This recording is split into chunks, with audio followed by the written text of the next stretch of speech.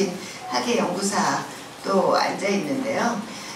이 전시를 준비하면서 사실은 이 전시가 그 한국 현대 미술사를 돌아다보는 그런 개념으로 설정이 됐습니다.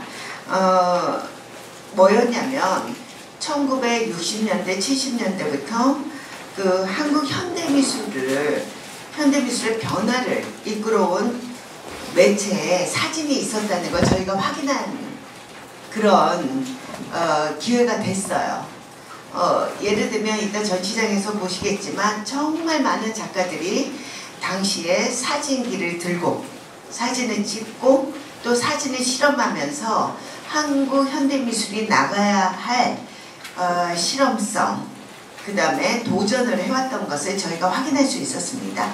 그게 가능했던 배경에는 어떤 것들이 있냐면요.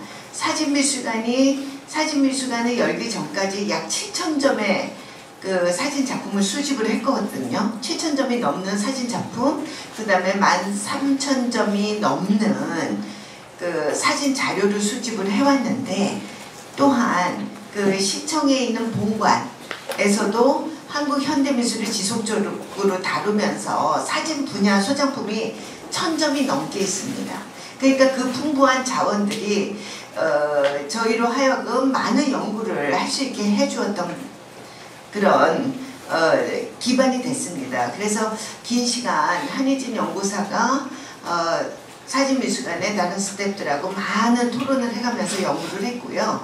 오늘 그 결과를 전시를 통해서 보여드리게 된 겁니다. 그러면서 물론 저희가 그렇게 풍부한 컬렉션이 있다고 해도 저희가 완벽하게 다 갖추고 있다는 것은 불가능하죠. 그래서 중요한 기관 또 중요 소장가들한테서 몇몇 작품은 빌려와서 전시를 구성을 했습니다. 저희 서울시립사진미술관은 지금 개관특별전 지금 3회째인데 이렇게 다양한 전시 등을 통해서 예술의 한 장르로서 사진을 지속적으로 조망해 나갈 예정입니다. 사진이 현대미술과 동시대 사회문화 안에서 수행해온 역할과 가치를 꾸준히 살펴보고자 하기 때문입니다. 이번에 보여드리는 사진이 할 수 있는 모든 것 전시는 격동의 시대를 살아온 작가들의 치열한 탐구와 실험을 통해서 사진이 동시대 미술의 중요한 표현 언어로 자리매김해온 여정을 폭넓게 살펴보는 자리가 될 것입니다. 오늘 이 자리가 전시의 의미와 흐름을 함께 살펴보는 시간이 되시길 바랍니다. 바쁘신 와중에도 이곳 창동까지 찾아주신 여러분께 다시 한번 깊이 감사드립니다. 이번에 전시 전관 다 활용했어요. 그래서 전시장 4개 다 전시물이 들어가 있거든요. 그러니까 같이 봐주시기 바랍니다. 감사합니다.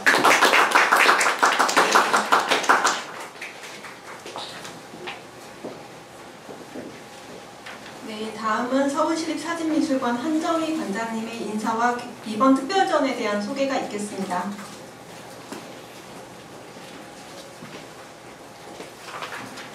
네, 안녕하십니까. 서울시립사진미술관장 한정희입니다. 정말 바쁘신 와중에 저희 비가 오는 와중에 저희 관장님께서 말씀 주셨지만 이곳 창동까지 귀한 걸음 해주신 기자님들께 정말 감사의 말씀 드립니다. 오늘 저희 기자님들께 저희 서울시립사진미술관 3번째 개관특별전 사진이 할 수 있는 모든 것을 가장 먼저 소개해드릴 수 있어서 정말 기쁘게 생각합니다. 이번 전시는 저희가 5월 29일날 개막 이후에 앞서 이제 소개드렸던 광채 시작의 순간을 그리고 스토리지 스토리와는 또 다른 방향에서 사진을 바라보는 전시입니다. 그래서 저희 광채가 지난 10년의 건립준비 기간 동안 그 축적해온 사진미술관의 연구 그리고 수집의 성과를 좀 선보여드렸고 저희 스토리지 스토리가 10년의 그 건립의 과정과 기록을 예술적 시선으로 조명하는 전시였다면 이번 사진이 할 수 있는 모든 것은 한국 현대미술의 변화와 실험을 견인해온 그 사진의 위상에 집중하는 전시라고 할 수 있습니다. 특히 이번 전시는 저희 서울시립미술관이 구축해온 그 사진과 사진 활용 소장품을 중심으로 1980년대 이후에 동시대 미술 안에서 사진이 만들어 온 변화와 그리고 전위적이고 실험적인 예술 표현 매체로의 사진의 가능성을 깊이 있게 조명하는 전시입니다. 저희 사진이 할 수 있는 모든 것은 특히나 그 한자리에 모시기 어려운 그 한국 현대미술 그 대표 작가 36분의 사진 그리고 사진 그 이미지를 활용한 작업들을 한자리에 모아서 그 현대미술의 흐름 속에서 집중 조명하는 굉장히 뜻깊은 자리가 되겠습니다. 뭐 이따가 저희 한희진 학예사께서 말씀 주셨는데요. 이분들을 다 한자리에 모으기까지 굉장히 많은 노력을 해주셨고 기자님, 저희 작가님들께서도 많이 도움을 주셨던 걸로 알고 있습니다. 그래서 저희 광채가 저희 서울시립 사진미술관 소장품을 통해서 1920년부터 90년대까지 활동한 그 작가님들의 작품을 좀 조명했다면 이번 전시는 서울시립미술관이 보유한 1980년대부터 동시대에 이르는 사진 그리고 사진 기반의 소장품을 구성해서 저희 전체 서울시립미술관 정관의 사진 컬렉션의 전체 흐름을 한꺼번에 가늠할 수 있도록 구성한 전시라고 하겠습니다. 저희 서울시립 사진미술관은 앞으로도 사진을 예술의 주요 장르로 다각도로 조명하고 그리고 사진이 저희 그 예술과 사회문화 속에서 수행해온 의미, 역할을 폭넓게 탐구하는 전시들을 꾸준히 선보이고자 합니다. 그 오늘 이 자리를 통해서 기자님들의 다양한 시선과 관점 나눠주시고 저희 세 번째 전시에 많은 격려, 관심 주시면 앞으로 저희 서울시립 사진미술관이 나아갈 길에 큰 힘이 될 것 같습니다. 다시 한번 귀한 시간 내주셔서 감사하고 앞으로도 많은 관심 부탁드립니다. 감사합니다.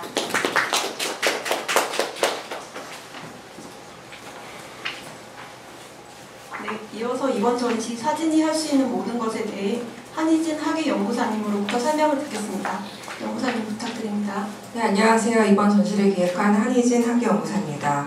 그간 기자분들께서 검증교육, 구본창, 청경자들 전시에 관심을 가져주신 것을 대단히 감사하게 생각하며 이번 전시 소개 시작하겠습니다. 앞에서 많은 말들을 해주셨기 때문에 저는 이제 바로 소개로 들어가고자 하는데요.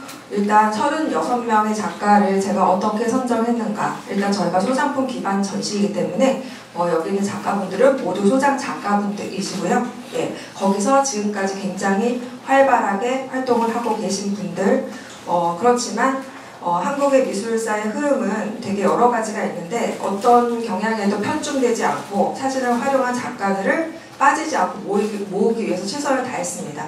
그런데도 불구하고 또 제가 모르는 작가가 있을 수 있고 혹시 놓치게 된 작가가 있을 수도 있음을 미리 양해 부탁드립니다.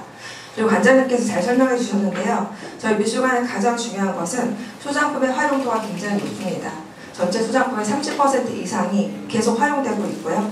제가 전시를 할 때에는 소장품 기반 플러스 작가 소장품 기반 소장품 해서 그것들이 같이 살아 움직이는 미술관의 수장고에 담겨져 있는 소장품이 아니라 그런 것을 염두에 두고 전시를 기획했습니다. 네. 그리고 이번 전시에서 보여주실 점은 이 작가들이 해외 미술 사조를 굉장히 능동적으로 수용을 했지만 결국 한국의 특수한 정치 사회적 현실을 반영해서 자기만의 세계를 구축했고 그 과정인 사진이 굉장히 중요한 역할을 담당했다는 점. 그리고 현실을 전달해온 대중매체 그 중에서도 신문이 작가들에게 제공한 문제의식과 이미지의 원천이 전시 곳곳에서 드러나는 점에 특별히 주목해 주시기 바랍니다. 저 역시 전시를 준비하면서 항상 네이버 신문 라이브러리를 굉장히 많이 활용하고 있는데요. 그걸로 팩트체크를 하기도 하고 궁금한 점을 해소하기도 하고 그래서 굉장히 전시에 도움이 많이 됐다는 점 미리 알려드립니다. 네, 바로 전시 소개 들어가겠습니다. 한국 현대 미술의 시대별 흐름을 정리해봤는데요. 이거는 간단히 말씀을 드리면 보통 통상적으로 1957년 전후미술에서 창작미와 모던아트, 기타 등등 그룹이 생기고요. 조선일보 현대작가 초대전이 관전, 국전에 대항한 새로운 민전으로 전위적인 성향을 보여줬다. 그래서 이 지점에서 한국에서 두 가지로 나뉠 수 있어요. 굉장히 단색화, 그 당시에 단색화라고 불렀고요. 지금은 관념적 모노크롬 추상 이런 식으로 부르기도 하는데요. 네, 그러한 흐름이 하나가 있었고 굉장히 전위적이고 기성세대에 도전을 하고 정치사회적인 현실을 반영하는 굉장히 아방가르드한 전위적인 흐름, 여기서 사진이 굉장히 커다란 역할을 했다는 것을 말씀드리고 넘어가겠습니다. 전시실 구성에 따라서 이제 이것은 한국 현대미술사의 흐름대로 가고 있는데요. 바로 설명드리도록 하겠습니다. 네. 이승택 작가의 사유화에서 시작이 됩니다. 전시는 이승택 작가는 1932년생 일제강점기를 겹쳐서 지금까지도 굉장히 활발한 작품 활동을 하고 계시는데요. 이 작가는 사실 회고전을 굉장히 국회에서 크게 했기 때문에 굉장히 다양한 작품을 알고 계시겠지만 사진이 가지는 의미가 굉장히 큽니다. 작가는 자신이 사유화, 환치, 평치 없는 작품으로 이렇게 구별을 하고 있고요. 작품을 이 모든 것이 사진이 굉장히 중요한 역할을 하는데요. 마르세 듀샹의 작품에 영향을 받아서 병기를 가져온 것이 아니라 이게 당시 경복궁 국립현대미술관 덕수궁에서도 있었고요. 그 당시 마당의 보수 과정에서 시멘트를 보호하기 위해 둘러놓은 벽돌의 배경을 포착한 거예요. 예, 그렇게 해서 자기가 만들지 않았지만 사진을 찍어서 포착한 것을 작품으로 갖고 오고요. 오른쪽의 목고놀이는 그 당시 이제 연필을 우리나라에서 만들었는데 그 나무대를 쌓아놓은 판에 들어가서 자신이 조그마한 나무 판대를 쌓아놓고 그저 사진을 찍는 거죠. 그렇게 해서 아주 조금의 그 자기 생각을 가미해서 작품을 만드는 것, 사유화라고 하고요. 환치, 굉장히 재미있는 작품들인데요. 저희 포토샵이 없었던 세대잖아요. 1962년이에요. 포토샵이 없었는데 자신이 만든 이러한 조각 작품들을 자르고 또 배경사진에 오려 붙인 다음에 다시 사진을 찍는 거죠. 그러니까 거의 뭐 두 단계에 거쳐서 사진 작품이 되는 것입니다. 이승택 작가는 정말 남다른 작가라고 생각이 들고요. 뭐 개인적인 평가를 하는 건 좀 그럴 수도 있지만 어쨌든 이렇게 되고 평치 없는 작품은 어떤 퍼포먼스 기반의 작품을 찍어서 거기서 그치는 것이 아니라 여기다 채색을 가하거나 이런 식으로 글자를 가하는 것 이런 식으로 세 종류의 작품이 단계별로 흘러가고 있습니다. 이것도 이승택 작가의 작품이에요. 굉장히 뛰어난 손재주를 가지고 있고 그래서 엄청난 동상을 만들었고요. 작가는 이러한 작품을 하면서 생계를 유지를 하면서 전위적인 실험에 모든 것을 쏟아부었습니다. 굉장히 삶과 어떤 미술의 지향점을 동시에 가져간 작가라고 말씀드릴 수 있겠습니다. 이승택 작가는 이미 1970년대 초반, 80년대 초반 윤리의 전시회 때 그러한 작품들을 사진으로 응용한 것 자체가 작품이라는 것을 선언했습니다. 그런 점에서 굉장히 중요한 작가고요. 김구림 작가로 넘어가겠습니다. 김구림 작가는 네, 최근에 죄송합니다. 네. 굉장히 어떤 미술계에서 약간 시끄러운 사태가 있었지만 그런 분으로 기억되기보다는 정말 한국 현대미술의 중요한 작가입니다. 24초일에 이미 여러분 너무 잘 아셔서 설명을 안 드리고요. 지금 국립현대미술관에서 작은 모니터로 상영이 되고 있는데요. 그것이 이제 원 보여주는 것이지만 저희가 지금 2층 공간이 수평 수직이 하나도 없는 굉장히 전위적인 공간이에요. 그래서 거기서 제가 이번 전시 작품들을 더욱 효율적으로 보여줄 수 있었는데 이따 가서 보시면 기울어진 벽에 굉장히 크게 투사를 하고 있어서 색다른 느낌으로 보실 수가 있습니다. 이것은 사진, 영화잖아요. 그 연결이 된다는 지점을 보여주고 싶었고요. 그 다음에 공간지 지명상에 발표한 불가의 예술인데요. 이게 어떤 논문들에는 좀 잘못된 정보들이 있는데 이번 전시에 수정해가지고요. 이게 다 라이프지 이미지예요. 이 라이프지 이미지, 사진 이미지가 얼마나 미술에 중요한 역할을 했는지는 뒤에서 설명드리도록 하겠습니다. 예, 지면상에 발표했다는 굉장히 획기적인 것을 갖고 있고요. 이것들을 자기가 어떤 요소들을 가미해서 새로운 작품을 사진으로 다시 만든 것이고요. 이 공간지는 미술 자체가 없었을 당시에 굉장히 그러니까 힘있는 미술 매체였어요. 그래서 성능경 작가가 공간지 1976년 6월을 들고 이 작품을 만든 것이 내 작품이 이 잡지에 한번 실렸으면 좋겠다. 네, 그런 바람에서 했던 잡지인데 김구림은 이미 일찌감치 여기서 작품을 발표를 했고요. 그 다음에 굉장히 중요한 김구림의 자갈밭입니다. 자 보시면 예, 김차섭 작가 둘은 회화 68에서 같이 했는데요. 이분들은 같이 마석에 있는 자갈밭을 다니면서 어떻게 작품을 했는지를 보여드리겠습니다. 여기서 중요한 거는 요게 보시면 사진 재판이에요. 필름을 떠서 이만하게 사이즈를 확대해서 작품을 만들었다는 게 되게 중요하고요. 이 작가들이 같은 마석에 가서 친구니까 사진을 찍었는데 이 작품을 어떻게 활용했는지는 나중에 본과 가서 설명드리겠습니다. 그리고 김구림 작가의 이게 누드 시리즈인데요. 여기서 보시면 정말 여기도 한 100가지 이야기가 있죠. 요것만 설명을 드리면 포지티브, 네거티브 형식을 발전해서 작가가 나중에 음향 시리즈로 전개를 되는데요. 음향은 반대되는 요소들이 하나면서 종합적으로 이루어지는 거잖아요. 근데 이 작품이 얼마나 재밌냐면 백화점에 있는 광고 현수막을 작가가 직접 가서 안 주거든요. 막 졸라가지고 받아서 여기다 회화적인 요소를 가미한 거예요. 기계적인 것, 회화적인 것, 서양적인 표현, 사진 표현, 동양적인 서예 이런 것들이 모두 종합적으로 구현됐다는 점, 여기에 모든 사진 이미지가 사용되는 것이 굉장히 중요한 점입니다. 곽덕준 작가는 한국 현대미술에서 굉장히 중요합니다. 올해 그 작품을 잘 보셨으니까 제가 특별하게 이만 설명드리도록 하겠습니다. 돌아가셨는데요. 이것이 1974년 개인전 명동화를 했던 신문기사입니다. 1965년 한일 국교 정상화되고요. 고베 정착과 정상화 교류하고 1973년 김구림 제4집단 그 시위로 인해서 단발령이 일어났어요. 우리나라에 그 머리 짧게 자르는 게 다 김구림의 사집단에서 시작이 된 거고요. 그건 나중에 제가 도록에서 더 연구를 심화를 하도록 하고요. 그때 김구림이 어쩔 수 없어서 일본으로 넘어가는데 그때 교류를 하면서 한국 개념미술에 굉장히 큰 영향을 미칩니다. 일본은 모노화, 개념미술 부상하면서 곽덕준이 전개를 해서 한국에 영향을 미친 것들이 좀 연구되어야 해서요. 저희가 일본 현대미술 요번에 강연도 가지게 되었습니다. 네, 이런 식으로 사진을 찍어서 위에 드로잉을 하고요. 타임지, 여기도 신문 잡지 엄청나게 이용이 됐고요. 이런 거 다 앤디 워홀의 실크 스크린에서 연결이 됐지만은 이 사람이 독자적으로 해석을 어떻게 해왔는가는 내려가서 보시겠습니다. 그렇게 해서 1 전시실에서 굵직한 작가들이 먼저 선을 보여드리고요. 그 다음에 2층 이 전시실로 가시면 자 비트겐슈타인이에요. 우리나라 뭐 서구뿐만 아니라 그 개념미술에 그 굉장히 큰 영향을 미친 분인데 이 ST가 개념미술로 굉장히 뭐 여러분 너무 잘 아시겠지만 여기에 사실 중요한 역할을 한 건 장화진이에요. 왜냐하면 장화진이 그 해외의 모든 미술체 영어를 잘해서 번역을 해가지고 그것을 어떤 이론적 토대를 만들었기 때문에 중요하고요.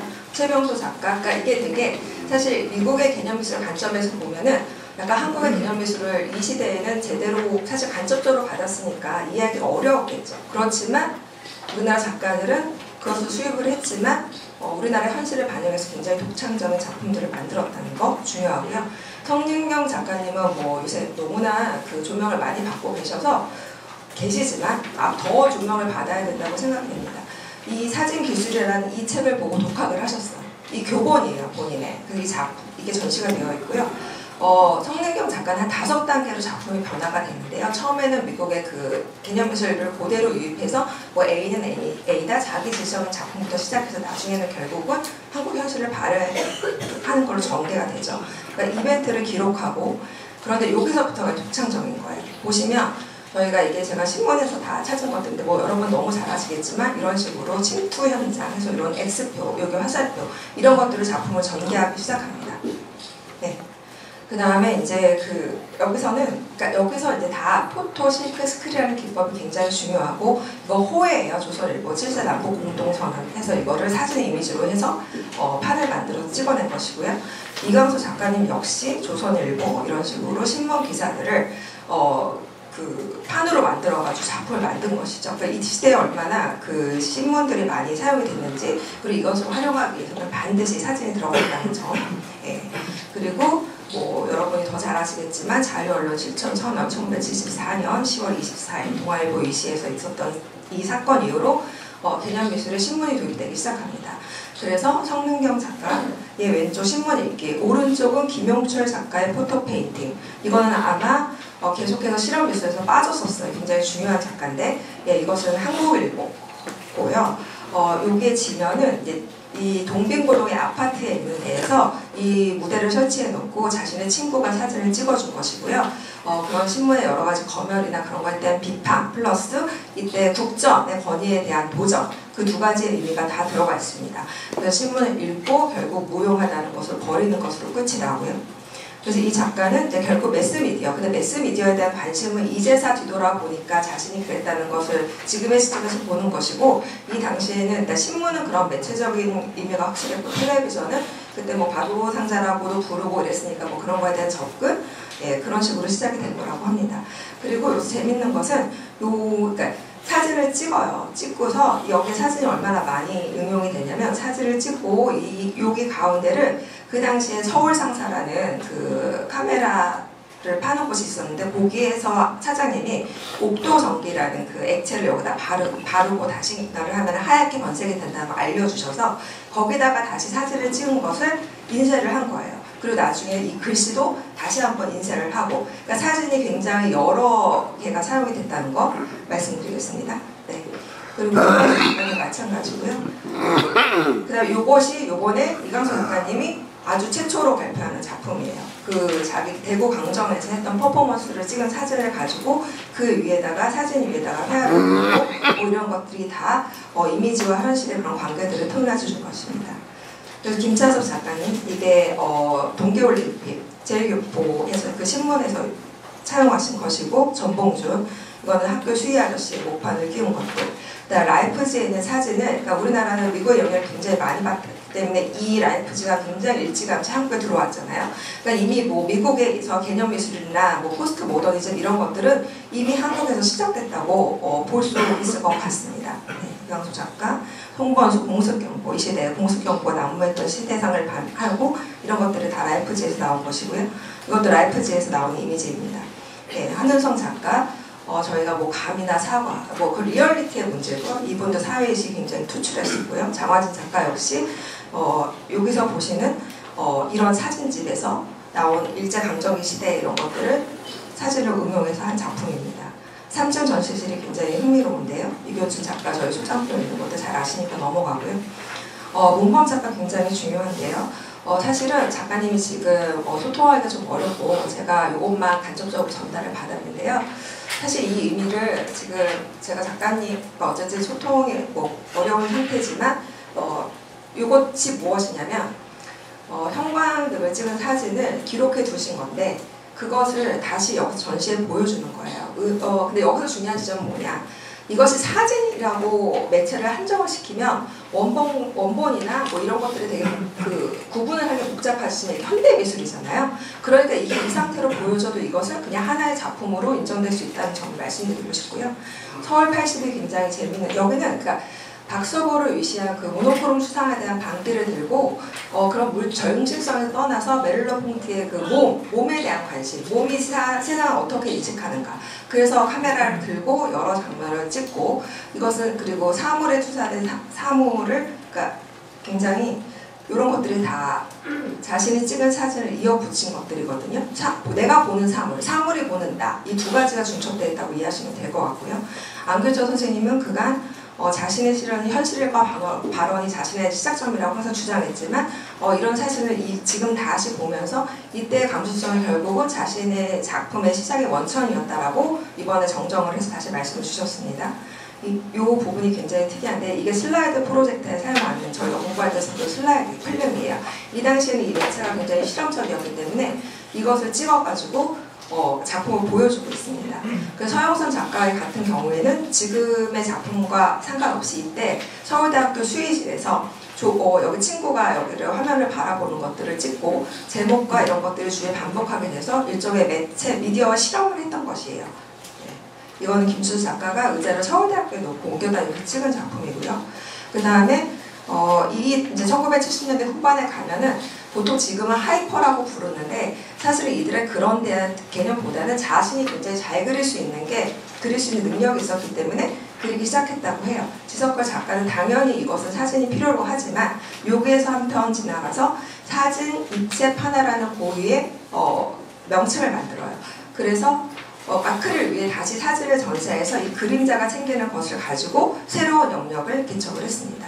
한만영 작가의 왼쪽에 보시는 작품은 거의 43년 만에 발표되는 작품인데요.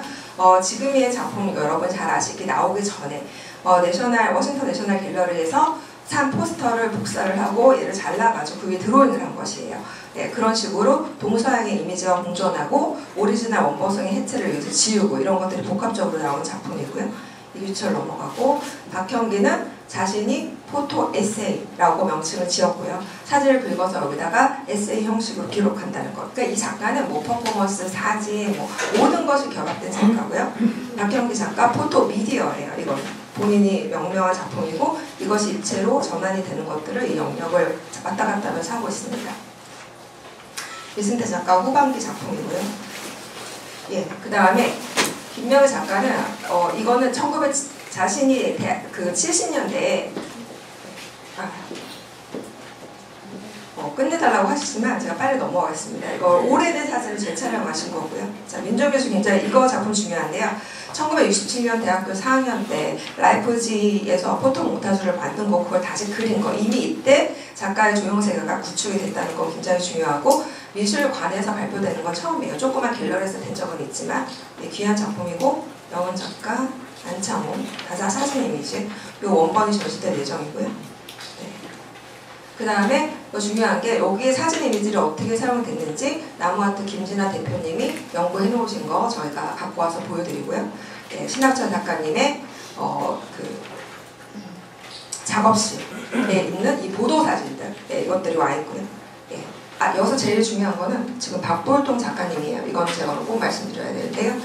저에게 파나 작품이 있는데요. 저도 처음에는 그냥 이것이 파나 작품이라고 생각했는데 이게 리프로덕티브 오리지널, 복제와 원본의 경계를 비틀며 예술의 권위와 유통 구조를 비판적으로 탐구한 것이라서 이것은 파나가 아니라 그러니까 얘를 자기의 작품을 45점을 촬영해서 인화해서 원고를 제작해가지고 다시 옵셋 방식으로 리프로덕션 한 거예요. 본인이 이것이 오리지널이라고 선언했기 때문에 이 작품은 굉장히 다른 의미에서 재해석돼야 된다는 점 말씀드립니다. 자, 김건희 작가님 요새 너무 자기 이름을 써는 게 부끄럽다고 하시는데요. 이거는 김대중 내란음모 조작 사건 기사 신문을 갖다가 사진 이미지로 뜨고 그 위에 쭈쭈가 선정 얼얼덜덜 굉장히 통찰력 있는 작품이라고 생각합니다. 그 현실을 비판한 것이고 제1회 현실과 발언 전시에서 못 실릴 뻔했는데 어찌어찌 우여곡절 끝에 되었고요. 이런 것들이 다 이런 보도 사진 이미지에서 나온 것들이고요.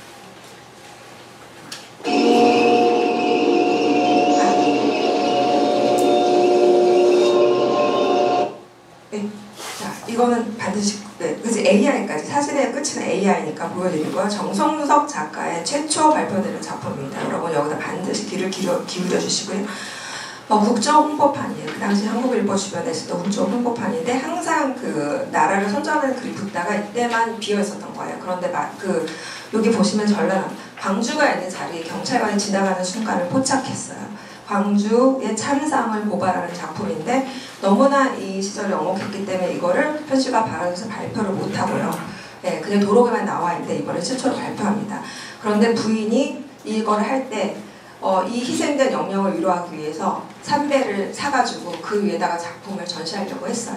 그런데 못했죠. 그래서 이번에 그것을 구현했습니다. 네, 그래서 그 두 부부가 이들을 영혼을 위로하고 기억하고자 하는 그 마음을 반드시 꼭 해주시면 감사하겠습니다. 네. 그리고 민정희. 자, 이것은 정동석이 찍은 사진이고요. 이명길 파나가가 도와주고요.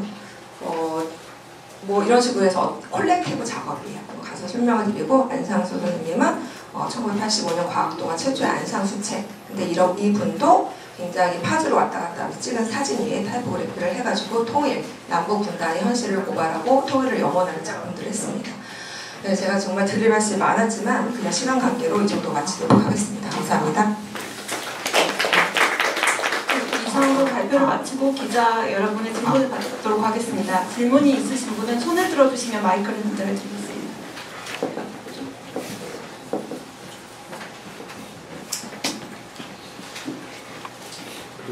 각 전시실별로 어떤 차별화를 어떻게 하셨는지 어떤 컨셉을 구현하시는지 문화경제 안녕인지.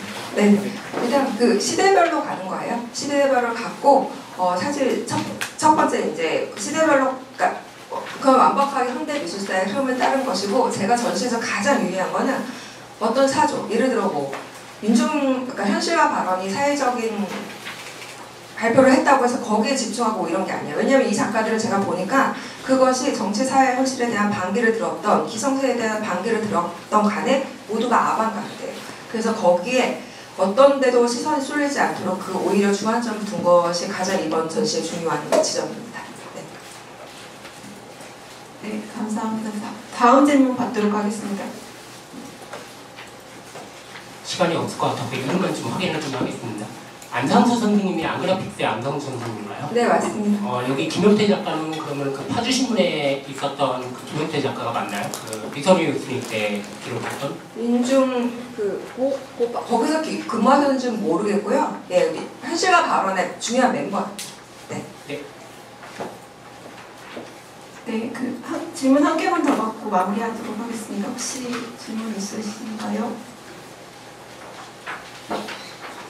사전실에 하고 있는 작품들이 콜라주나 이게 뭐 실버 스크린 같은 경우 지금 이게 서울시립미술관에서 그 하나나 아니면 회화로 분류가 되나요? 사진으로 분류가 되어 있나요? 지금 사전실에 있는 작품들이 시간철 작품 같은 경우 이런 같은 경우 지금 아니에요. 저는 그 사진으로 분류되어 있는 것을 제가 아까 앞에 처음에 이제 사진미술관 전시를 할 때 사진으로 분류된 걸 먼저 봤거든요. 그런데 제가 동시대 미술의 경계가 없는데 왜 내가 이거 보고 있지? 그래서 그냥 다 그 매체에 상관없이 저희는 되게 편의상의 분류일 뿐이에요. 미술관 내에 있는 뭐 회화, 뭐 한국화 이런 식으로. 근데 한국화도 뭐 제가 그 동양화의 구분도 사실은 굉장히 모호한 것이고, 그래서 미술관의 어떤 매체로 결정되어 있다는 거는 제 전시에서는 전혀 중요하지 않았고, 다만 그 박보일동 작가님은 사실 그 어디도 몰라요. 어느 미술관도 아마 다 판하고 드로잉 이런 식으로 구분이 되어 있을 텐데, 제가 전화를 했고 작가의 그 의도와 그런 것들을 들었을 때 이거는 반드시 이번에 한번 짚고 넘어가야겠다. 네, 작가님이 굉장히 어려운 시절에 가나에서 뭐 사적인 그거는 나중에 말씀드리고 어쨌든 어렵게 만드신 거고요. 네, 그래서 그거는 꼭 조명을 해드리고 싶다는 생각을 했습니다. 그래서 결론은 뭐예요? 결론은 실버 스크린도 결국 그냥 그거는 그냥 작품, 그러니까 판화가 아닌 거죠. 사진도 아니고, 그러니까 뭐 매체를 구분을 지을 수 있지만 그것의 가치는 그냥 그것이, 그러니까 아까 목동 그 철거미 투쟁 사건을 한 작품조차도 원래 원작과 동등한 위치를 지닌다. 네, 그렇게 말씀을 드릴 수 있는 거죠. 그것의 판화가 아닌 그 작품이나 이 작품이나 똑같다. 네. 네, 이상으로 질의응답을 마무리하고 이제 전시 투어를 시작하겠습니다. 지난번에는 그러니까 이런 식으로 언덕 같은 것이 있어요. 저희가 벽이 다 수직이 아니에요. 그래서 굉장히 도전적인 그런 전시 공간이라는 점. 그런데 이번에 굉장히 작가들의 전위적인 태도, 방법들이 이 전시실 안에서 잘 구현될 수 있었다는 점을 말씀드리고 싶습니다. 그리고 들어오시면 이제 이승택 작가님의 작품으로 시작이 되고요. 아까 말씀드렸던 저쪽에 사유화, 그 다음에 여기는 환치. 그러니까 환치라는 거는 초현실 주의식 많이 사용되는데요. 어떤 사물을 가지고 굉장히 낯설게 일치시켜서 새로운 감각으로 어떤 이야기를 할 수 있는 것들, 이렇게 됩니다. 그래서 먼저 이승택 작품 보시고요. 들어오시면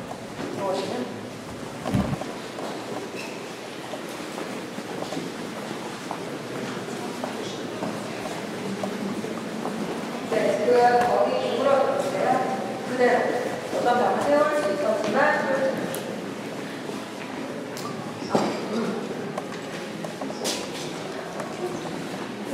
네, 기울어진 벽에 아주 크게 영상을 틀었습니다. 그래서 색다른 느낌으로 보실 수가 있고요. 네, 저기에 나오는 또 많은 장면들을 저희가 1920년대 초부터 모은 사진미술관을 수작품에서 또 찾을 수가 있는데요. 그런 것들을 다음 기회에 보여드리도록 하겠습니다.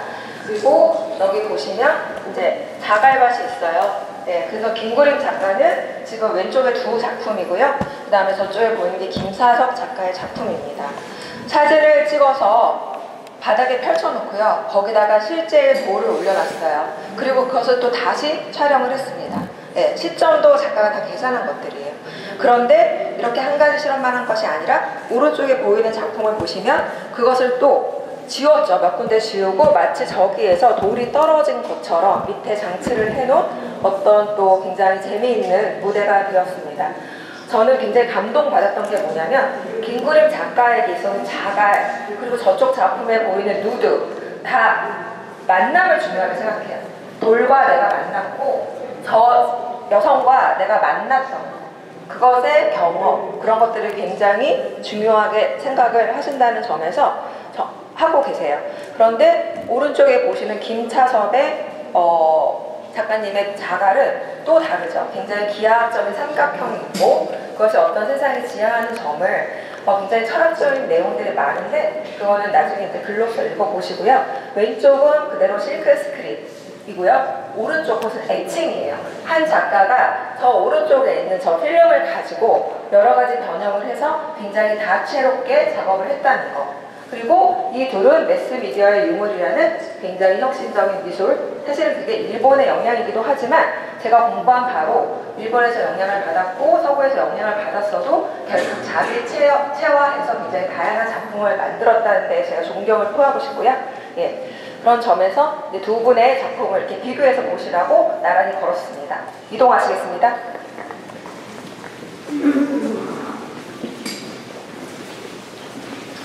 네, 여기가 그 공갈지에 발표한 불가회의 예술입니다. 네, 일단 제가 원본을 빌려왔고요. 네, 그래서 보시면 이렇게 작품을 아폴로 우주선 그 아폴로가 우주에 착성한 그 라이프지에서 딴 책에다가 입산 금지라는 팻말을 붙였어요. 굉장히 유머러스하죠. 이런 지점이 굉장히 대단하다고 생각을 하고요. 보시면은 일종의 대지미술을 형상화했고 이것을 잘 보시라고 걸어둔 것이지 이것이 작품이 아니고 이 지면상이 발표했다는 게 굉장히 중요해요. 그건 굉장히 혁신적인 태도라고 볼 수 있습니다. 여기 역시 사진이 없으면 그러니까 이 작가가 그러니까 라이프지도 사진이 있어야 찍는 거잖아요. 그리고 작가가 이걸 가지고 또 몽타주를 하고 또 그걸 사진을 찍어서 또 다시 인쇄를 했단 말이에요. 그러니까 여기는 정말 사진적인 요소들이 너무 많은 거죠. 네. 이동하시겠습니다. 네, 아까 제가 너무 대단하다고 생각하는 작품이고요. 왼쪽에 두 번째 음과 양 동시에 구현을 했고요. 네, 필름으로. 그 다음에 여기서 가격이라고 생각하시면 돼요. 사실 여기서 텔레비전이 등장하잖아요. 저 텔레비전 안에도 여인도 있고 여기도 한 여러 가지 의미가 있지만 오늘은 그것을 생략하고 이러한 음향의 원리의 시도가 시작이 돼서 저 반대편에 있는 저 여성 이미지가 있는 것으로 작품이 변화하게 됩니다. 네, 그래서 지워나가고 생성하는 그런 양재 요소들이 굉장히 총알에 굉장히 중요한 작품이고 저희 서울시립미술관 소작품입니다. 안쪽으로 이동하시겠습니다.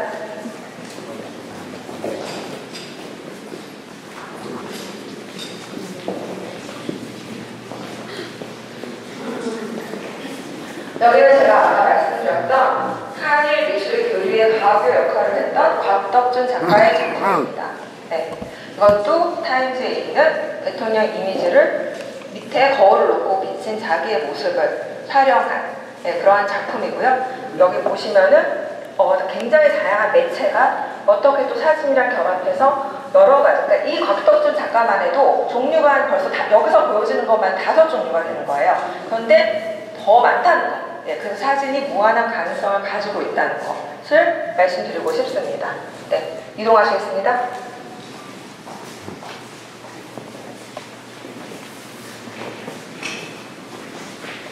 네, 여기 출구에 나가는데 보시면 이규철의 작품이 있는데요. 이것도 작가가 지은 명칭이 있어요. 기록사진이에요.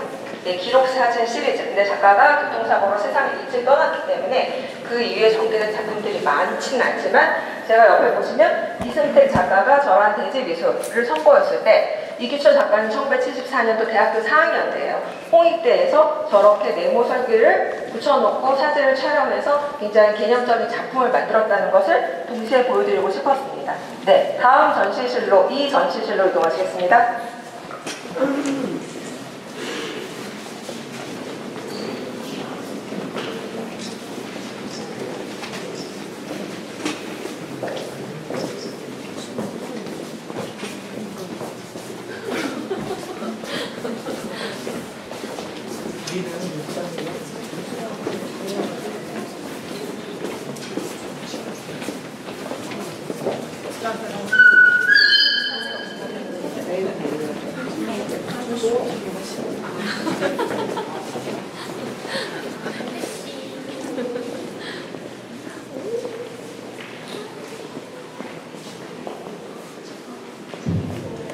네, 이 전시실 설명드리도록 하겠습니다. 네, 여기는 좀 이제 ST를 중심으로 하는 개념 미술의 방이라고 생각하시면 돼요. 네, 그냥 여기 저쪽 입구에 보시면 아까 말씀드렸듯이 장화진 작가가 비트겐슈타인의 사진 이미지를 가지고 실크스크린으로 만든 작품으로 시작이 되고요. 뭐 여러분 너무나 많이 보신 최병수, 이건영 작가, 그리고 성능영, 그 다음에 제가 아까 강조드린 김영철 작가님 좀 덜 조명이 있기 때문에 이번 전시에서 강조드리고 싶고요. 네, 뭐 그리고 여기 재밌는 사실은 뭐냐면 여기 이건영 작가 이 작품은 성능영 작가님이 찍어준 거예요. 그러니까 카피라이트는 사실 성능영 작가님한테 있는 거죠. 그리고 반대쪽에 있는 성능영 작가님의 작품은 또 이건영 작가님이 찍어주신 거예요. 네, 그런 식으로 그래서 그 당시에 서로 협업을 해서 전시를 했고 성능영 작가님의 작업 과정의 변천에 있어서 이건영 작가가 많은 영향을 이벤트에서는 미쳤는데 거기서 같이 하다가 나중에 성능영 작가님은 저런 식으로 신문에서 따온 여러 가지 기호들을 가지고 정치사회적 발언을 하는 것으로 변형이 되셨죠. 이 작품은 굉장히 많이 보셨을 거고요. 저 오른쪽에 있는 작품을 눈여겨봐주시고 이 뒤쪽에 있는 현장이라는 작업을 보시면 제가 여기 아까 기호들 다 놨고요. 네.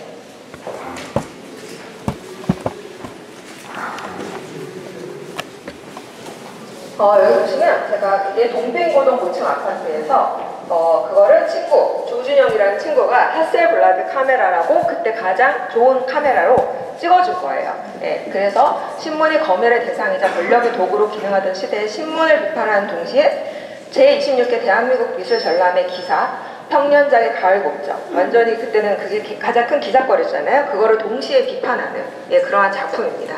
네. 그래서 네, 김영철 작가니까 지금 보면 작가님 하트 그리시고 미나 그리시고 이렇거든요. 그래서 이제 그 작품만 보다가 보면 그런데 이분이 젊을 날에는 근데 그런 작품의 변화에도 굉장히 설득력이 있는데 그거는 지금 말씀드릴 수가 없고 시간상 그 초기의 작품이 이렇게 전이전이었어요. 네, 그리고 X라는 그룹에 활동을 하셨어요. X는 앞에 기성세대를 비판하는 그런 작품. 이거는 원가 완전히 오리지널이고요. 저쪽에 있는 작품은 기록된 사진을 가지고 이번에 재프린트한 것입니다. 네. 그래서 아까 말씀드렸듯이 여기를 옥도전기로 발라서 하얗게 남기고 그 위에다가 다시 이런 사진 이미지나 글자 이미지를 2중, 3중으로 실크스크린 처리를 한 거죠. 네. 그리고 저쪽에 있는 작품은 흑백 작품이고요. 여기는 그러니까 신문 매체와 관계된 것들을 제가 모아놓은 것이에요. 이강수 작가님은 요 세 섹션에 거쳐서 다 있어요. 그러니까 이강수 작가님은 얼마나 폭넓은 활동을 했는지도 또 아실 수가 있습니다. 송건수 작가님의 저 호에 그리고 여기 보시면 이강수 작가의 신문 이렇게 가고요. 저기서 텔레비전으로 연결이 되잖아요. 반대쪽 방향으로 가시겠습니다.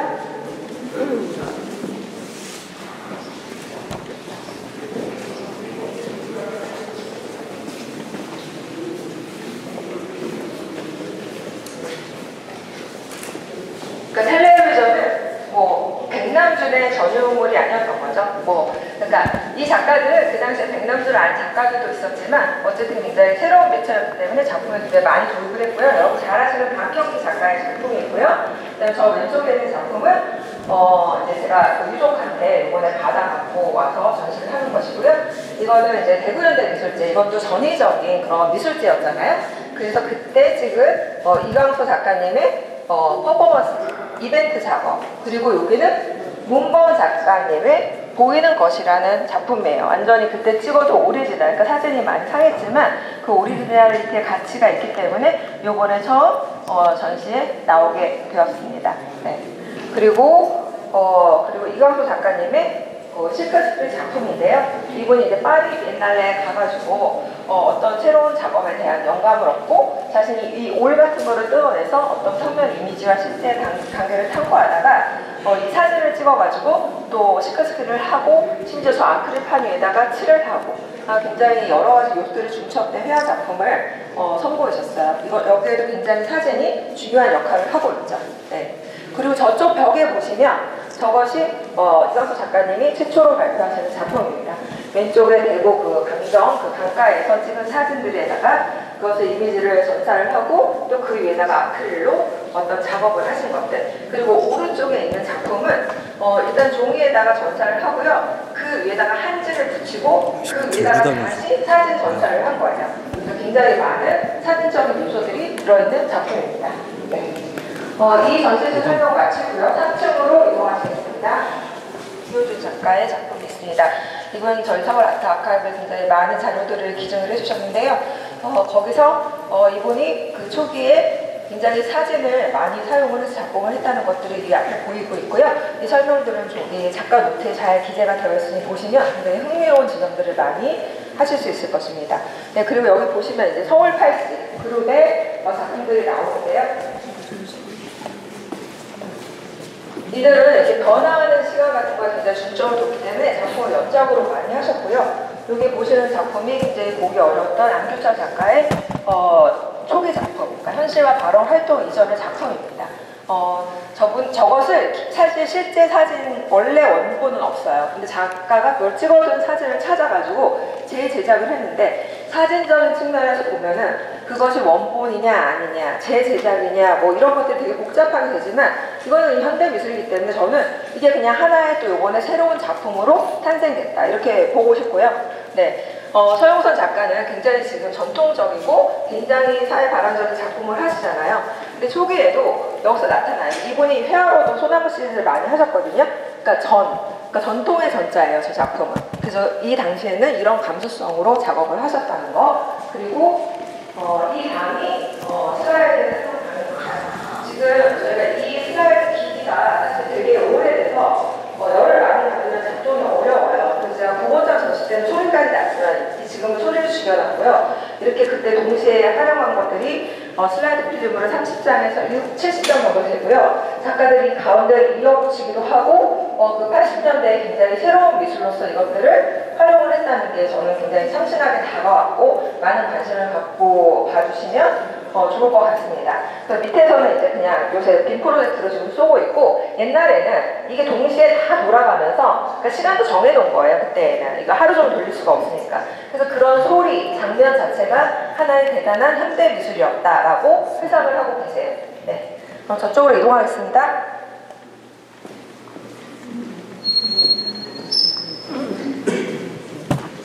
안 보고 얘기해. 내가 인터넷 없어 이랬는데 그러니까 이 당시에 슬라이드 프로젝터가 굉장히 저쪽에 있는 현실과 발언 작품에서도 많이 활용이 됐다는 걸 저도 요번에 처음 알았는데요. 이거는 실제 소파에다가 소파의 이미지를 슬라이드를 만들어가지고 그거를 프로젝트로 투사한 다음에 찍은 거예요. 그러면 내가 바라보는 의자가 바라보는 나. 그래서 여기가 지각이 일어나는 장소이자 이미지 형성의 매개체로 변하는 거죠. 그래서 여기도 굉장히 이 작가들한테는 사진으로 반드시 해야만 하는, 그래야 자기 의사를 전달할 수 있는 그런 것들이 있었다는 점에서 굉장히 재미있는 사진 매체 표현이라고 생각이 됩니다. 네. 그 다음에 지금 굉장히 쉽게 극사실 회화, 하이퍼 리얼리즘 이런 방식으로 불리고 있는 분들이라고 할 수 있는데 사실 그런 것들은 좀 이제 와서는요. 지금의 시술에서 봤을 때는 좀 지향된 지점인 것 같고요. 여러분 잘 아시는 지성철 작가님 이거를 가지고 사실 이걸 가지고 필름을 만드신 거예요. 필름을 만들어서 의자에 붙였고요. 또 요 테이블은 본인이 다 조각을 하고 색칠을 하고 그러니까 이제 회화나 조각이나 사진이나 뭐 이런 것들이 다 종합적인 매체로 된 것이고요. 예, 반대쪽에 보시면 제가 말한 작가가 명명한 사진 기체 파라입니다. 여기 보시면 아크릴 위에 전사를 했어요. 이광석 선생님은 아까 아크릴 회화를 그렸잖아요. 이거는 사진 전사를 해서 여기 보시면 그림자가 쓰잖아요. 그래서 요거를 의도를 했고요. 이걸로 또 하나 대상도 받으셨고 그러셨더라고요. 저도 이 작품은 이제 요번에 처음 알게 됐고요. 예, 한만영 작가의 아까 작품 굉장히 작품이 섬세하고 아름답잖아요. 지금도 동서양이 공존하고 그런 것들이 이미 1980년대 초반에 이런 식으로 발현이 됐다는 거죠. 그래서 복사해서 자르고 정교하게 이어붙이고 이후에 드로잉을 하고 근데 이 명화가 있었을 것이고 이 명화를 찍은 사진이 있었을 것이고 네, 이런 점으로 지점에 가면 사진이 얼마나 그 재미있는 역할을 많이 하는지를 아실 수가 있습니다. 네.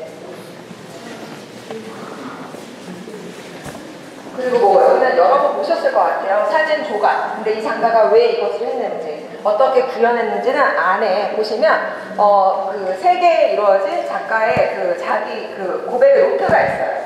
그거를 읽어보시면 이 작가에게 사진이 얼마나 중요했는지를 아실 수가 있습니다. 그리고 아까 말씀드린 박형기의 포토 에세이, 자기가 글도 쓰고 예전에 했던 퍼포먼스 기록들을 사진 사진을 가지고 글거나 글씨를 써서 만들었는데 정말 박형기 작가 저는 천재라고 생각하고요. 어떻게 이렇게 한 작가들이 그 어려운 시대에 다양한 매체를 갖고 실험을 이어왔을까, 어떻게 이렇게 현대미술 견인해 왔을까를 여실히 보여주는 작품이라고 생각합니다. 그리고 이거 보면은 제목의 리미널이에요. 근데 이거는 굉장히 불안한, 자신이 젊었을 때, 저희가 20대 때 그렇잖아요. 내가 앞으로 무엇을 할 수 있을까? 어떻게 살아야 할까? 그런 것을 자기의 신체를 가지고 햇빛을 쏴서 포토그래픽법으로 만들었는데 그 사진이 너무 오래돼서 변색이 되고 낡은 거예요. 근데 아까워서 그걸 다시 재촬영하고, 그때는 제 아날로그 방식이었겠죠. 근데 지금은 그 변화된 색까지 반영을 해서 디지털로 프린트를 한 거예요. 그러니까 사진의 사진인 거죠. 네. 그러면 이제 마지막 제4의 전시실로 이동하시겠습니다.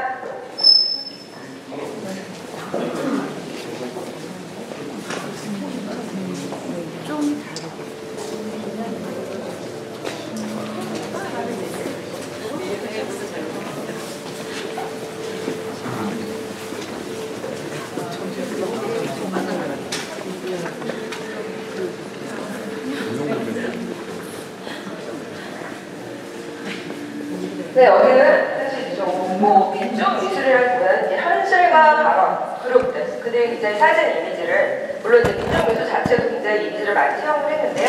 현실과 발언. 근데 재미있는 것은 이 당시에 박용신이라는 평론가가 있습니다. 그래서 현실과 발언, 서울 80, ST 그룹 3개를 굉장히 실험 미술이라고 했어요. 그 당시에. 그러니까 현실과 발언은 사실 거기가 굉장히 민중미술 운동으로 편입되기 전에는 하나의 새로운 어떤 젊은 작가들의 실험 미술의 모임이었던 거예요. 그래서 여기에 안창호, 그다음에 여기 노원 작가가 있는데요. 여기 1974년도부터 이미 잡지 콜라주를 이용해서, 그러니까 서구에서는 그게 포스트 모더니즘인 거예요. 회화가 아닌 여러 가지 대중매체를 이용하고 정치사회적인 현실을 반영한 거. 근데 사실은 제가 이걸 끄는 게 우리나라가 1980년대 후반부터 90년대가 포스트 모더니즘 사회라고 해서 끊었는데, 이걸 공부하다 보니까 그거를 훨씬 앞당겨야 되겠다, 뭐 그런 생각이 들었고요. 근데 여기 보시면 여러분들 아셨나요? 저는 이번에 처음 알았는데 이게 무덤의 형상인 거예요. 네. 창은 안과 밖이 공존이고 어떤 갇혀있는 느낌도 있고, 그 당시가 굉장히 어목했잖아요. 창문을 열면 또 밝은 세상으로 나아가면서 굉장히 복합적인 것들을 갖고 있는 작품이라서 좀 눈여겨보시면 좋을 것 같고요. 그 다음에 안창호 작가는 저기 빈티지 사진을 해가지고 이런 식으로 작품을 하시고, 아마 내년에 그 아메리칸 유니버시티에 있는 굉장히 큰 갤러리에서 전시를 하시는데 그것도 다 사진 작품이에요. 그래서 눈여겨봐 주시면 감사하겠습니다. 그래서 이동하시겠습니다. 네. 제가 말씀드린 아까 신학철 작가님의 작품이고요. 네, 어머니가 장에서 사다 주신 검은색 종이 위에 추운 겨울날 대학교 4학년 신학철 작가가 엎드려서 손을 호호 불면서 이 그림을 그렸다고 해요. 청계천 훔쳐가는 스타들 라이프지에서 오리 작품으로 콜라주를 하고 그거를 또 똑같이 손으로 먹으로 그린 거예요. 그러니까 이 작가의 그런 조형적 태도는 벌써 1967년에 나온 것입니다. 네, 그럼 뒤에 보시면 작가의 단계별 작품들이 있고요. 저희가 신학철 작가님 작품이 좀 많아요. 그리고 제가 작가님 작업실을 갖고 거기서 그 책장마다 굉장히 빽빽한 저런 보도사진용 책자들이 있어요. 네, 저거를 좀 읽고 옮겨왔고요. 작가님들이 밑에 도안이에요. 이거를 기본적으로 먼저 만드시고 이렇게 한 것들이고요. 네, 좀 잔인하지만 이게 저희 현실이었으니까 여기 보시면 이런 이미지는 사실 지금 갑자기 이름이 기억 안 나는데 그 시체가 불에 풍토 부어서 이제 건져낸 그 사진인데, 작가님 저거를 똑바로 세우세요. 왜냐면 다시 일어나라. 그런 의미로. 네, 그래서 굉장히 뭐 여러 가지 생각이 드는 그런 장소로 한번 구현을 해봤고요. 네, 박불동 작가님 자리를 이용하시겠습니다.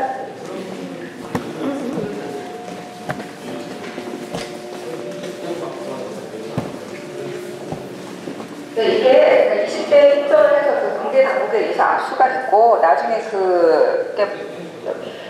나중에 이제 돌려받게 된 작품이죠. 원본 오리지널. 그러니까 예를 들어서 그 작품을 다시 사진으로 찍은 거. 그러니까 작가가 자신의 작품 45점을 새로 찍어서 이것은 판화가 아니라 진짜 오리지널 이것도 하나의 작품이다라고 선언한 거. 그것이 여기 있습니다. 뒤에 보시면 이게 원래 자기가 이 작품을 왜 만들었고 이 리플릿, 네, 이건 작가분이 보내주셨어요. 왜냐면 제가 되게 궁금했거든요. 이게 어떻게 만들어졌는지를. 그래서 요번에 처음 전시를 통해서 보여드리면서 박불돈 작가의 작품이 새롭게 이해됐으면 하는 마음입니다.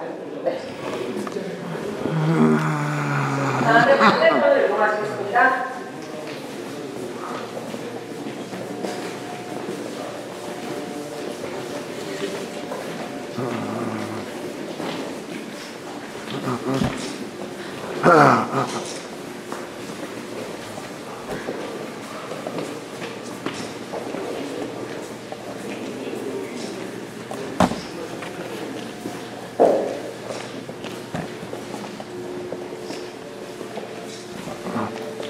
네, 다음은 굉장히 약간 어둡게 만들어놨는데요. 여기 저기 김정원 작가님, 손정선 작가님, 그리고 신학수 작가님들의 대표적인 것들이 있고요. 이 안에 있는 것들은 다 어떤 사진을 가져와서 그림을 그린 것이고요.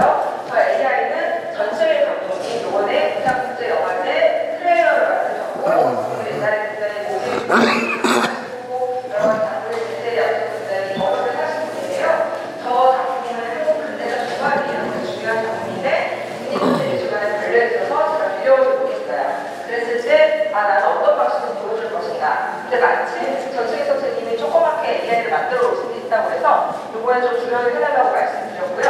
근데 컬러티가 왜 이게 좀 더 좋을 수도 있는데 불가능하냐면 신학수 작가님 한국 근현대사 총집합이잖아요. 굉장히 잔인하고 폭력적인 장면이 난무하기 때문에 AI가 그거를 계속 거부를 하는 거예요. 그래서 굉장히 고생을 하셨고, 그래서 사실은 더 리얼하게 구현을 할 수 있음에도 불구하고 그러지 못했다는 것이 있는데, 그것 또한 지금 사회의 어떤 현실을 반영하는 그런 매체라고 생각이 듭니다.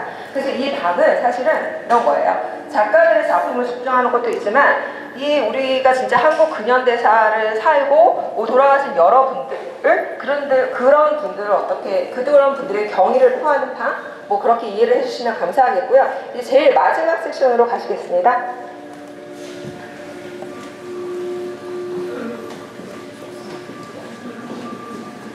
네, 이 작품이 아까 그 김대중 내란음모 조작 사건 그 기사를 반대로 넣으신 거고요. 괜찮으세요? 아이고. 이 작품이 정동석 작가의 굉장히 기념주의적인 작품이라고 생각하고요. 아까 설명을 다 드렸으니까 보시면 여기서 제가 이거는 못이에요. 못이 상대 중에 제일 그래도 이렇게 색깔이 많고 이런 거를 골라서 그러니까 정동석 작가와 인선이 그 두 부부의 어떤 영원, 현실 통찰 이런 것들을 종합적으로 반영한 굉장히 중요한 작품입니다. 그리고 정동석 작가는 사실 유일한 사진 작가예요. 저희 이 전시 참여했던. 근데 이분은 그냥 좀 남다르신 것 같아요. 여기 보시면 지금 이게 당산철교거든요.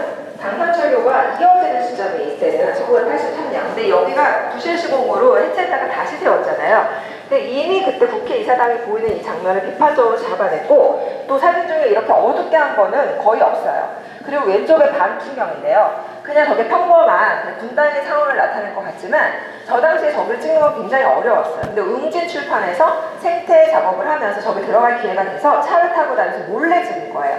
그래서 에스키스로 한 작업들은 다 사선이고 흔들리고 그런 현실을 압축하고 있고, 저거는 좀 정제된 건데 반 풍경이라는 게 남북을 반반으로 가른다는 것도 있고 일반 풍경에 반한다는 의미도 있고, 그래서 저는 정동석 작가가 진짜 좀 남다른 사진 작가 같다, 뭐 그런 생각을 하고 있고요.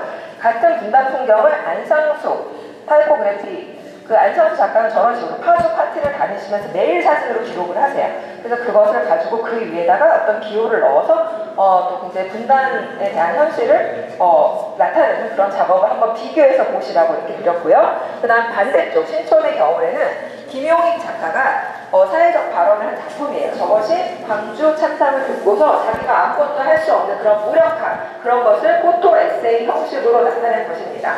그래서 보시면 정동석 작가와 김용희 작가는 똑같은 주제를 가지고 어떻게 다른 사진적인 표현을 했는가를 비교해서 보실 수 있도록 만들었습니다. 네, 마지막 세션 보도록 하겠습니다.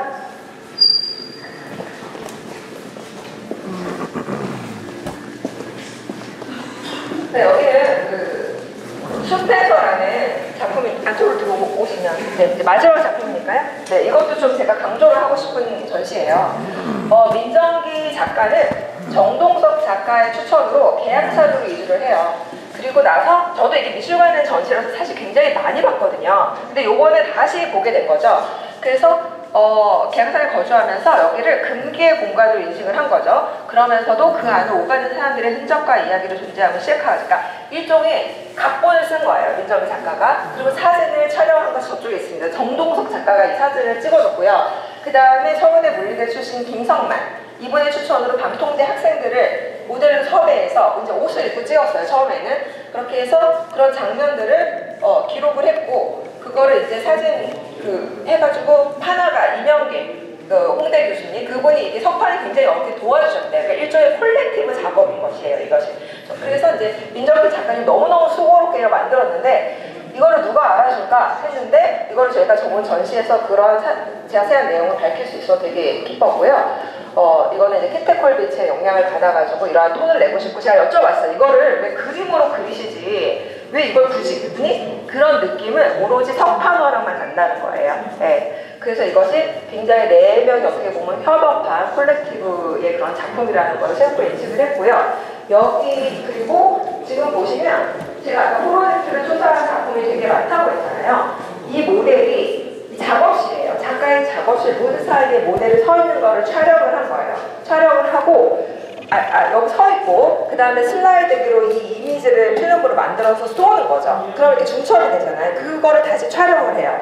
그래서 그거를 사진 재판판으로 떠가지고 다색판화를 한 거예요. 그러니까 여기도 굉장히 사진적인 요소가 많은 것이죠. 근데 이 시절에 어떻게 보면 작가들이 지금 민정기 작품은 생각하시면 뭐 그때 문재인 대통령 뒤에 걸려있던 그 회화 작품 이렇게만 생각하기 쉽지만 아니라는 거죠. 이때 엄청난 노력과 실험들을 했고 이런 사진을 마침 남아있어서 제가 가져오게 되었고요. 네. 그래서 제가 같이 활동했던 김영철 작가도 전에 이제 기념사진을 이용해서 이게 재료에 이제 콜라주라고만 되어 있어요. 근데 이걸 붙여서 다시 재촬영해서 인화한 것들이에요. 네. 그러니까 이 당시는 작가들이 다 젤라틴 실버 프린터를 할 수 있었어요. 암실에서. 근데 어려운 시절이기 때문에 용액이 조금밖에 없고 비싸잖아요. 그러니까 그걸 아주 얇게 깔아가지고 아껴서 사용을 했고 카메라도 빌렸고, 그렇지만 그들에게 그거는 무한한 가능성을 가진 그런 매체였기 때문에, 네. 그래서 그들이 굉장히 실험적이고 전위적인 작품을 할 수 있었다는 것을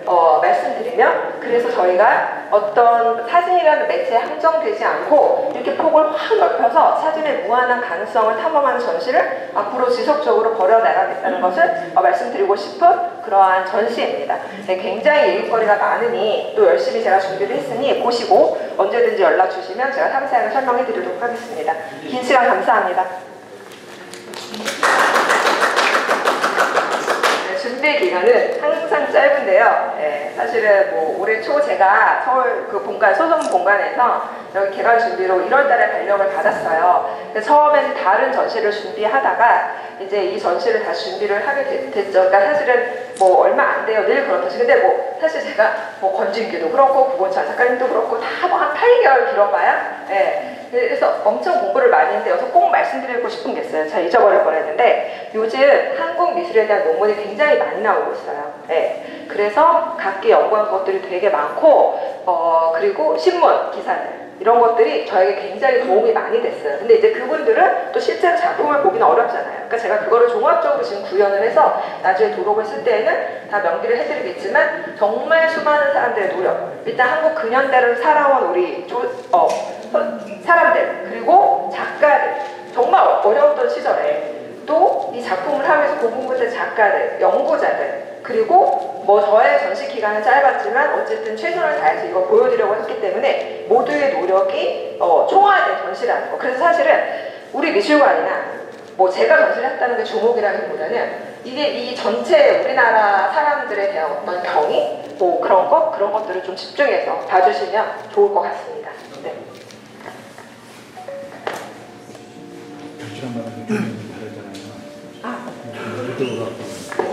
조명은 뭐 사실 여기가 이제 사진미술관이라서 저번 전시는 굉장히 어둡게 들어갔잖아요. 근데 여기 저는 현대미술이니까 좀 근데 이제 아무래도 이쪽 방은 좀 약간 숭고한 느낌을 좀 강조하고 싶었고요. 근데 뭐 다른 방은 그렇게 어두울 필요는 없으니까 약간 조절을 했는데 또 이게 전시장 자체에 또 한계도 있어요. 조명이 모자른 것도 있고 배치가 좀 그런 것도 있고 하여튼 여러 가지를 감안해서 조명을 했습니다. 뭐 질문 없으시죠? 뭐 제가 돌아다닐 테니까 또 궁금한 거 있으면 질문 부탁드립니다. 감사합니다.